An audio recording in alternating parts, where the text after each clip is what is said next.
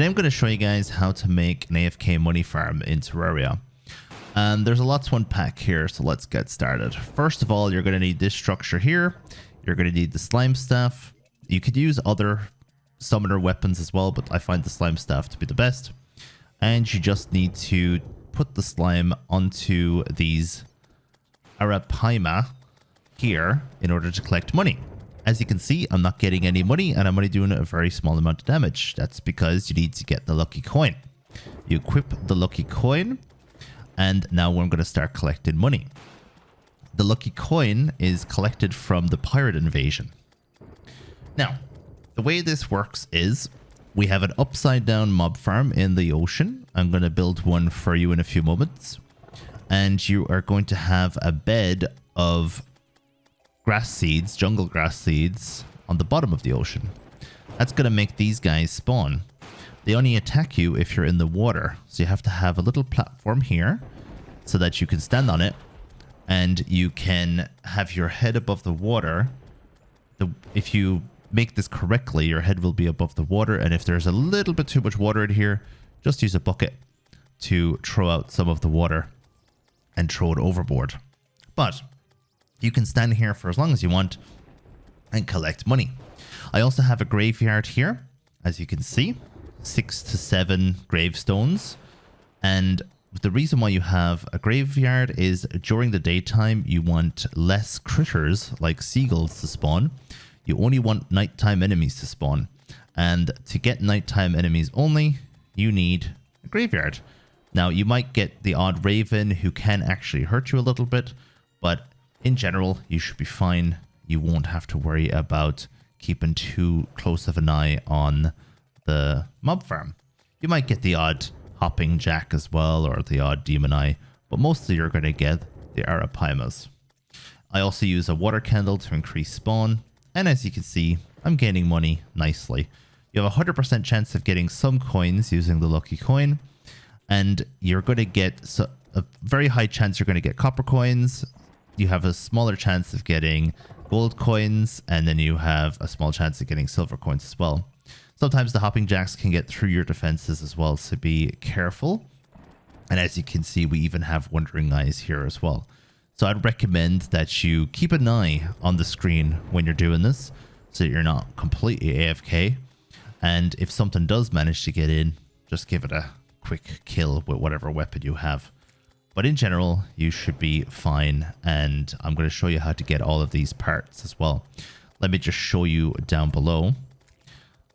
The bottom of the ocean, which I'd recommend using a guild potion for, is full of mud blocks, and then on top of the mud blocks, I have jungle grass seeds. You could probably add more jungle blocks or mud blocks and jungle grass seeds all the way to the end to avoid spawns of other enemies, so that all you get is these spawns here. Now, I'm going to start off by showing you how to get the individual items.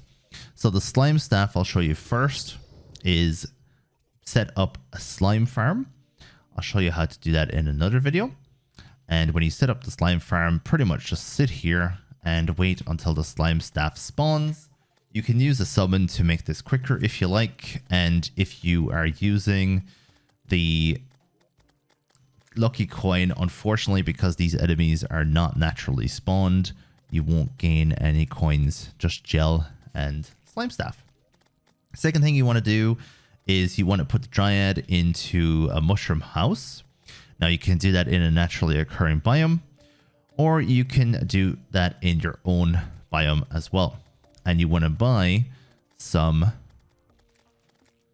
mushroom grass seeds from her. Now, the reason why you want to do that is because onto the next job that we're going to do, we're going to teleport ourselves back to the beach. Just so you know, this money farm is at the beach. Try and have it not corrupted or crimsoned.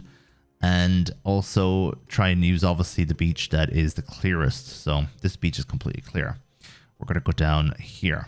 So you want to throw the mushroom grass seeds into the shimmer, and they'll come out as jungle grass seeds. Jungle grass seeds are a pain in the ass to farm if you try and do it naturally. And obviously you just get mud itself from the jungle biome. So let's go and do the farm itself. Some of this is cosmetic and some of it isn't. So I want you to understand what parts of this are cosmetic and which parts aren't. This part up here is technically cosmetic, although first of all, it adds a little bit more to the mud blocks, which is always very useful. The more mud blocks, the better. The more mud blocks with jungle grass seeds, I should say, the better. And the second thing is it stops enemies from coming in above you. So that's going to be useful as well. Now, if you're going to be using gravestones straight away, my best bet is to have 5 gravestones as your measurement of how wide it needs to be.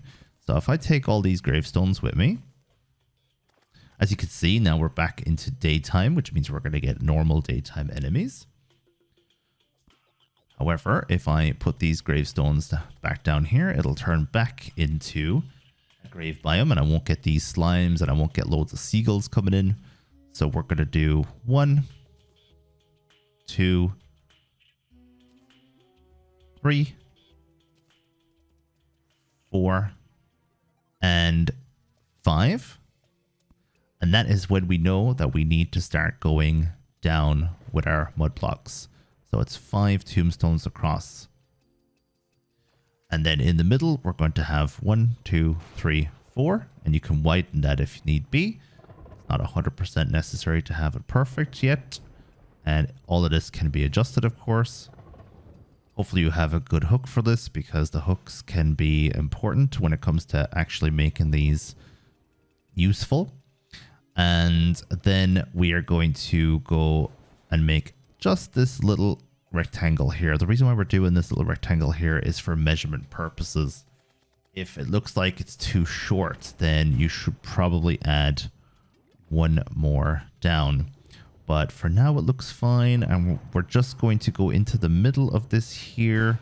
We're going to go down 4 blocks on each side. So you have your parrots and everything coming in now. And now we're going to do the actual farm itself. And we also want to hammer the sides as well. So let's hammer those real quick. The reason why we want to hammer the sides is to just flatten them, and then any enemies that come along this wall will kind of be pushed into the middle where we will do the farming. So you want to use your hammer to flatten the sides so that they're straight. And of course, it's going to be awkward, especially the first time you do it, but you'll get better and better at it. Don't panic. You will eventually get better at doing it. And now we are going to start adding some platforms. You may notice that it's a little bit smaller on this side than it is on this side. So we only added 4 blocks. On this side, we added 5 blocks. But it shouldn't make a difference as long as these blocks are far enough apart. Either or is fine. You can make small mistakes. Now, just a heads up, make sure you hold the Windows key, Shift, and press S and take a screenshot of this one or this one while we're in the middle of it. And if you do that, you can take a screenshot and send it over to your other screen so that you can just pretty much copy what I'm doing. No need for Google Images if you do that. The more jungle blocks you use, the better, because you want to make sure that the right enemies are spawning. The next thing we're going to want to use is some wood platforms. So we're just going to make ourselves a little area to stand right here. And we're going to put some platforms down here as well. This is where the fish are going to stand and where we're going to aim our slime. And what I've done is I've put the platforms down near the bottom and skipped one and then put another platform here. And what will happen is the slime will start bouncing on the bottom platform and up into the enemies onto the second platform. And because the platforms are far enough apart, the slime doesn't tend to jump up to me. And because the platform isn't too close to the end or to the gap, he also won't jump up as easily. If you find that he keeps jumping up, it just means that you need to put some platforms down, give him a platform to jump on, and give a platform for the fish to stay on. And that's pretty much how you create your mob farm, your money farm. Thank you very much for watching today's video. Let me know what you think of it. Let me know if you have any questions. I hope I covered everything for you today.